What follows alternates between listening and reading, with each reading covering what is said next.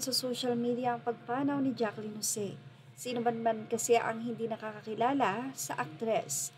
Marami ang sobrang nalulungkot at nanghihinayang dahil malaki talaga ang ambag ni Jacqueline Jose sa showbiz industry. Sa unang gabi nga ng wake ni Jacqueline Jose ay star-studded. Siyempre ang kanyang mga kasama sa showbiz industry katulad nila Tirso Cruz III ay dumating sa kanyang wake. Ganon din naman si Christopher De Leon.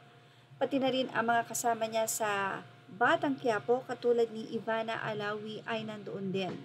Present din ang ex nitong si Andy Eigenman at ama ng kanilang anak si Ellie na si Jake Ejercito, kung saan ay nagbigay na ng paunang mensahe sa kanyang social media sa pagpanaw ni Jacqueline Jose. Cremated na nga ang nasabing labi ng batikang aktres.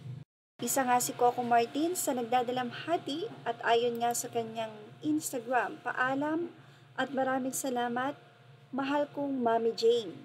Well, siguradong sobrang close talaga nitong si Coco Martin at nitong si Jacqueline Jose dahil halos everyday ng eksena ay sila ang magkasama nitong si Jacqueline Jose.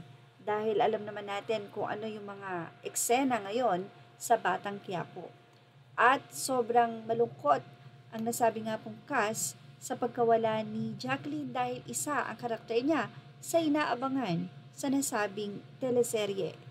Samantala, captured din ang pag-iyak ni Claudine Barreto na kamakailan lamang ay nagpahayag ng kanyang pagkaulila at pagkalungkot kay Jacqueline Jose na ikinuwento nga niya na 11 houses lang ang pagitan nilang dalawa ni Jacqueline Jose o yung layo.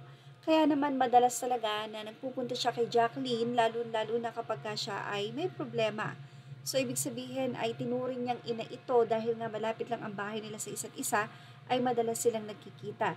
Pero nangihinaya nga si Claudine dahil 3 months daw na hindi niya nadalaw ito.